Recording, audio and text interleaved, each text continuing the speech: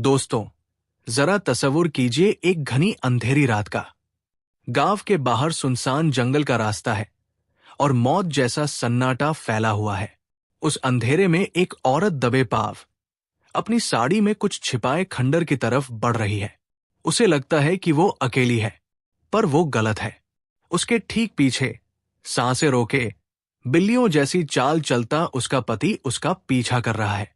पति को लगता है कि वो सबसे होशियार है, लेकिन वो नहीं जानता कि उसके ठीक पीछे हाथ में खंजर लिए एक शातिर चोर चल रहा है। और कहानी यही खत्म नहीं होती।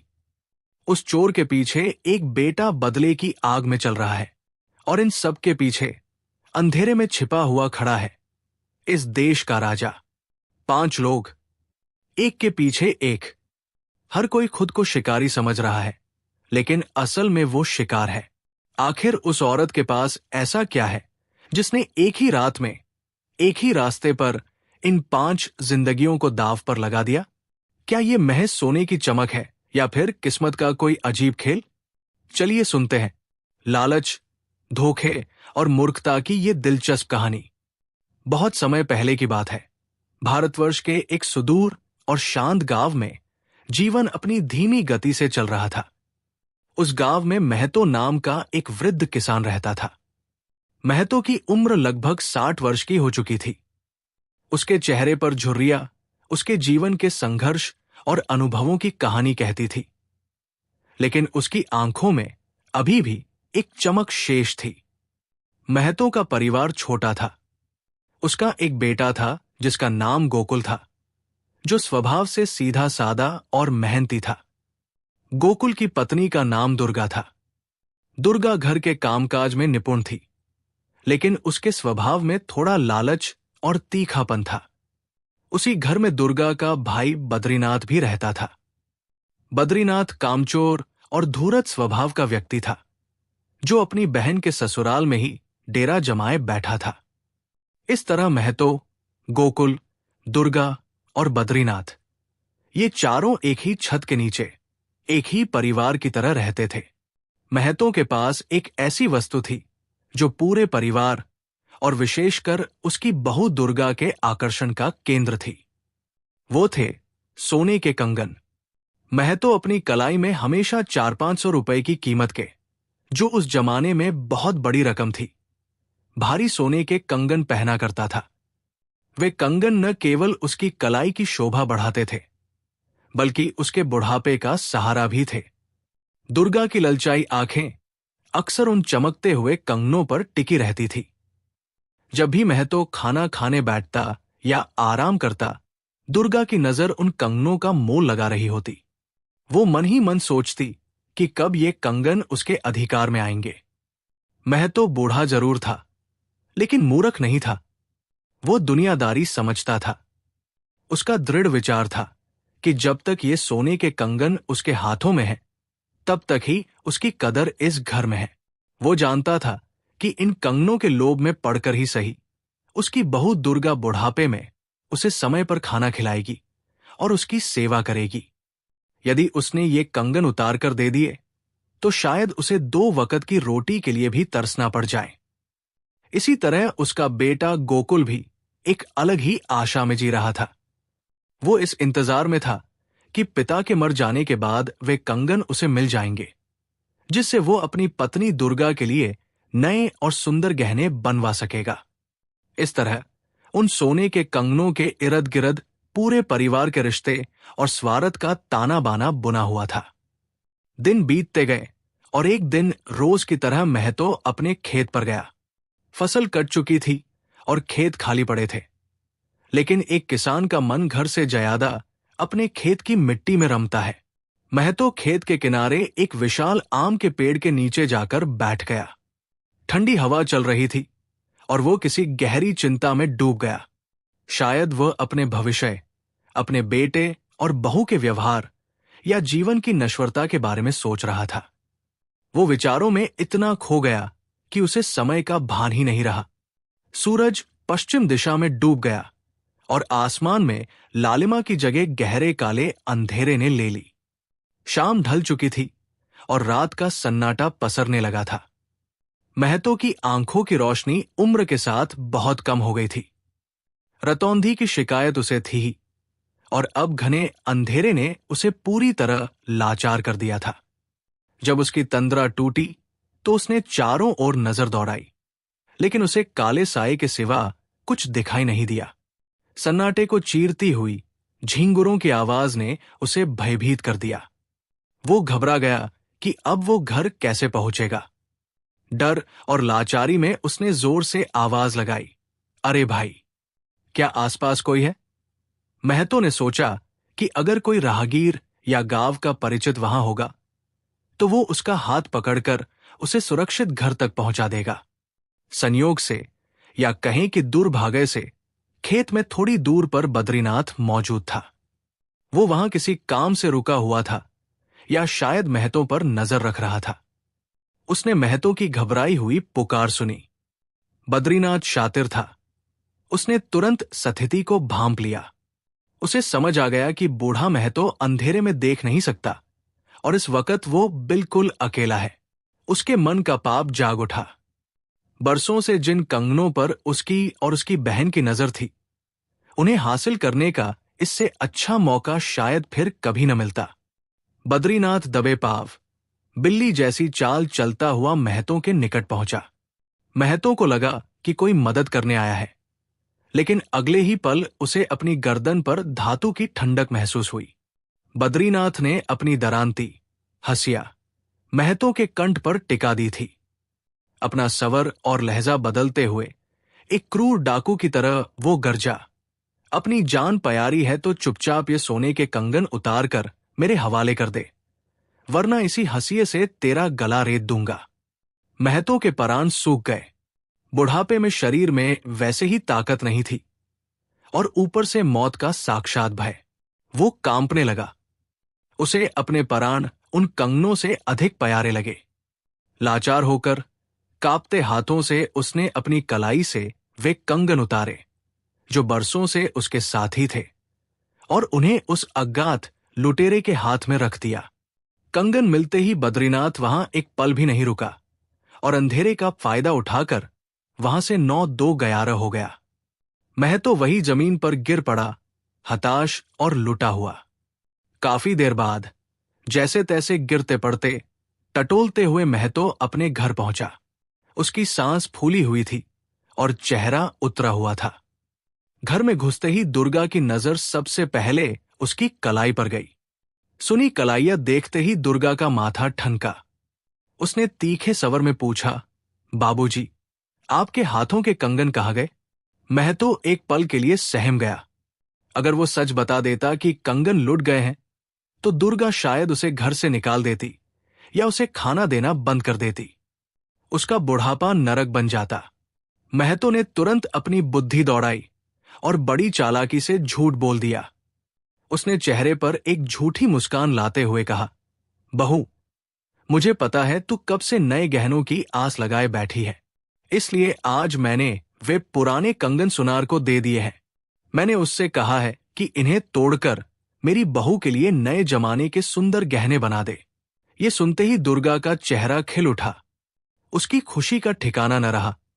जिस पल का वो बरसों से इंतजार कर रही थी, उसे लगा वो पल आ गया है। उसके मन का सारा मैल धुल गया और ससुर के प्रति प्रेम, जो असल में लालच था, उमड़ पड़ा। उसने महतो को बड़े आदर से बिठाया। उसने अपने और अपने पति के लिए जो विशेष व्यंजन और पकवान बनाए थे और छिपाकर रखे थे, वे सब निकालकर महतो की थाली में परोस दिए। महतो ने मन ही मन अपनी चतुराई की दाद दी और भरपेट भोजन किया, लेकिन उसके मन में कंगन खोने का गहरा दुख भी था। दूसरी ओर बद्रीनाथ कंगन हड़पते ही सीधा गांव के सुनार के घर पहुंचा। सुनार भी कोई दूध का धुला नहीं था, वो भी अव्वल दर्जे का लालची था। बद्रीनाथ ने कंगन सुनार के सामने रखे और हांफते हुए बोला, भाई, ये लो असली सोने के कंगन। इन्हें गलाकर बेच दो और मुझे नकद रुपए दे दो। जो भी पैसा मिलेगा उसमें से आधा हिस्सा तुम्हारा और आधा मेरा। सुनार की आंखें सोने की चमक देखकर चौंधिया गई। उसने तुरंत हामी भर दी और कंगन ले लिए। रात काफी हो चुकी थी। सुनार अपनी कार्यशाला में, जो उसके घर का ही एक हिस्सा थी, भट्ठी जलाकर उन कंगनों को गलाने का काम कर रहा था। आधी रात के सन्नाटे में काम करते हुए उसे समय का ध्यान नहीं रहा। खटपट की आवाज सुनकर उसकी पत्नी मीनाक्षी की नींद खुल गई। वो उठकर कार्यशाला में आई और अपने पति को इतनी रात गए काम करते देख हैरान रह गई। उसने पूछा, अजी, इतनी रात को ये क्या खटपट लगा रखी है? तुम क्या कर रहे हो? अपनी पत्नी को अचानक सामने देख सुनार हड़बड़ा गया। वो चोरी का माल गला रहा था और रंगे हाथों पकड़े जाने के डर से उसके हाथ कांप गए। इसी हड़बड़ाहट में उसका हाथ भट्ठी से छू गया और जल गया। दर्द और खीज में वो अपनी पत्नी पर ही बरस पड़ा। तुम्हें हर बात की जासूसी करनी है? जाकर सो क्यों नहीं जाती? यहां मेरा सिर क्यों खा रही हो? मीनाक्षी पति के इस व्यवहार से सक्का गई। उसे शक तो हुआ कि दाल में कुछ काला है, लेकिन पति के गुस्से के आगे वो कुछ नहीं बोली और वापस जाकर लेट गई। मगर उसे नींद नहीं आई। अगली सुबह होते ही दुर्गा के पैरों में जैसे पंख लग गए थे। वो सबसे पहले उठी और सीधे सुनार के घर की ओर दौड़ी। उसे तो बस अपने नए गहनों की रट लगी थी। जब वो सुनार के घर पहुंची तो सुनार दुकान पर नहीं था। वो कहीं बाहर गया हुआ था। घर पर केवल मीनाक्षी थी। दुर्गा ने उत्साह में मीनाक्षी से कहा, बहन, मेरे ससुर जी ने कल तुम्हारे पति को सोने के कंगन दिए थे। उन्होंने कहा है कि उन्हें तोड़कर मेरे लिए नए गहने बना दे। मुझे तो बाजूबंद और गले का हार चाहिए। जैसे ही तुम्हारे पति लौटें, उनसे कह देना कि वे तुरंत मेरे घर आकर मुझसे बात कर लें। मुझे डिजाइन बताने हैं। इतना कहकर और अपनी खुशी का इजहार करके दुर्गा अपने घर लौट आई। जब सुनार घर लौटा तो मीनाक्षी ने उसे सारी बात बताई कि कैसे महतो की बहू दुर्गा आई थी और कंगनों का जिक्र कर रही थी। ये सुनते ही सुनार के पैरों तले जमीन खिसक गई। वो समझ गया कि मामला पेचीदा है। कंगन महतो के थे। बद्रीनाथ ने उन्हें चुराया था और महतो ने घर पर झूठ बोला था कि कंगन गहने बनवाने के लिए दिए हैं। सुनार का शातिर दिमाग तेजी से चला। उसने मीनाक्षी को डांटते हुए समझाया, अरे पगली, वो माल उनका नहीं है। तुम इन पचड़ों में मत पड़ो और अपना मुंह बंद रखो। किसी से कुछ मत कहना। उधर दुर्गा ने घर लौटकर सबके सामने, जिसमें बद्रीनाथ और महतो भी थे, बड़े चाव से बताया कि वो सुनार के घर हो आई है और संदेश दे आई है। ये सुनते ही महतो का दिल बैठ गया। वो जानता था कि अब उसकी पोल खुलने वाली है। बद्रीनाथ भी सनन रह गया। वो सोच रहा था कि कंगन तो मैंने चुराए थे, फिर महतो ने ये कहानी क्यों बनाई और दुर्गा सुनार के पास क्यों गई? लेकिन डर के मारे दोनों चुप रहे। किसी ने एक शब्द नहीं बोला। दिन ढलने पर मौका पाकर बद्रीनाथ सुनार के घर पहुंचा। उसने दबी आवाज में कंगनों के पैसे और हिस्से की बात छेड़ी। लेकिन सुनार अब बदल चुका था। उसे पता चल गया था कि कंगन चोरी के हैं और बद्रीनाथ पुलिस या पंचायत में जाने की हिम्मत नहीं करेगा। सुनार ने आंखें तरेरते हुए कहा, कौन से कंगन? कैसे कंगन? तुमने मुझे कोई कंगन नहीं दिए। पागल हो गए हो क्या? अगर ज्यादा बकवास की तो मैं ही अदालत में शिकायत कर दूंगा कि तुम मुझ पर झूठा इल्जाम लगा रहे हो। सुनार की ये धूर्तता देखकर बद्रीनाथ के होश उड़ गए। उसे समझ आ गया कि चोर के घर मोर पड़ गए हैं। सुनार ने उसे ठग लिया था। उसे ये भी समझ आ गया कि वे कंगन असल में उसके ही जीजा के पिता यानी महतो के थे। बद्रीनाथ अपनी करनी पर पछताता हुआ और प्रतिशोध की आग में जलता हुआ खाली हाथ घर की ओर चल पड़ा। इस बीच महतो ने देखा कि बात अब बहुत आगे बढ़ चुकी है। उसने गुप्त रूप से अपने बेटे गोकुल को एक कोने में बुलाया और सारी सच्चाई बता दी। उसने कहा, बेटा, कल शाम खेत में किसी ने अंधेरे का फायदा उठाकर मेरे कंगन छीन लिए।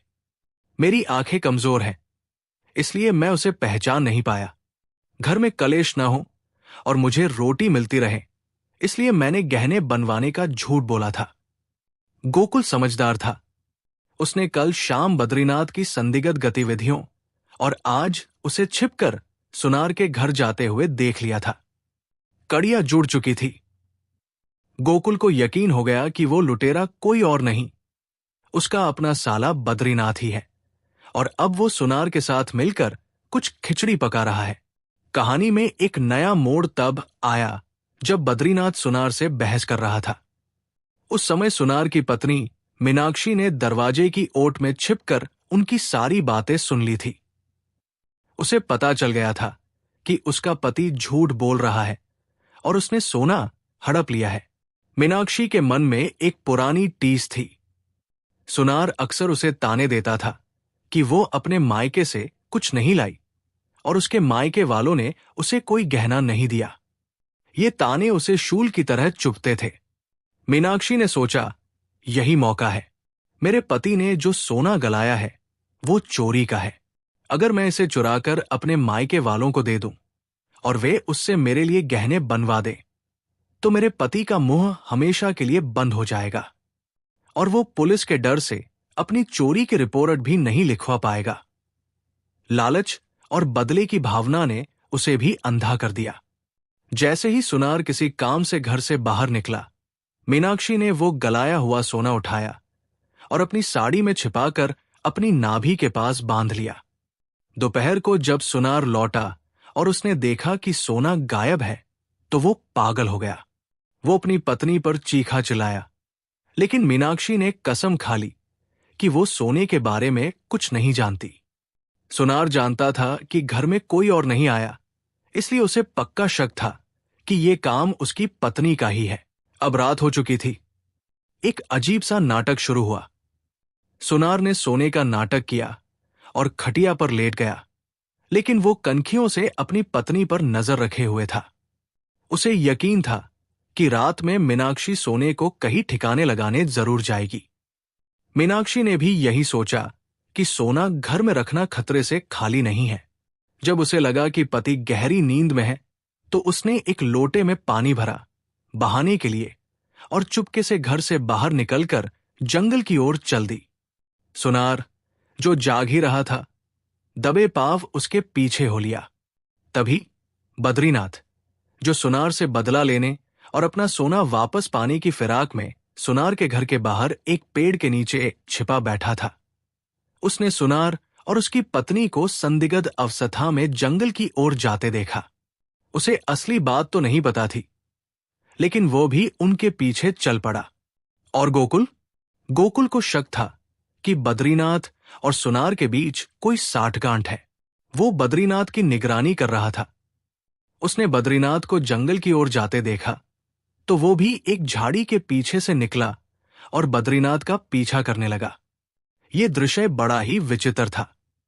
घने जंगल और उजड़े हुए रास्तों पर चार लोग एक कतार में चल रहे थे और हर कोई अपने आगे वाले से अनजान था। सबसे आगे मीनाक्षी, उसके पीछे सुनार, सुनार के पीछे बद्रीनाथ और बद्रीनाथ के पीछे गोकुल। सब बिल्ली की भांति दबे पांव चल रहे थे, लेकिन इन चारों के अलावा एक पांचवा व्यक्ति भी था। उस राजा का राजा, जो भेष बदलकर अपनी प्रजा का हाल जानने के लिए निकला था। वो संयोग से गांव के बाहर एक चबूतरे पर लेटा आराम कर रहा था। उसने चांदनी रात में इन चार परछाइयों को एक के पीछे एक संदिग्ध अवस्था में जाते देखा। राजा को माजरा समझते देर न लगी कि कुछ गड़बड़ है। वो भी चुपचाप सबसे अंत में गोकुल के पीछे हो लिया। मीनाक्षी गांव के बाहर एक पुराने उजड़े हुए मंदिर के पास रुकी।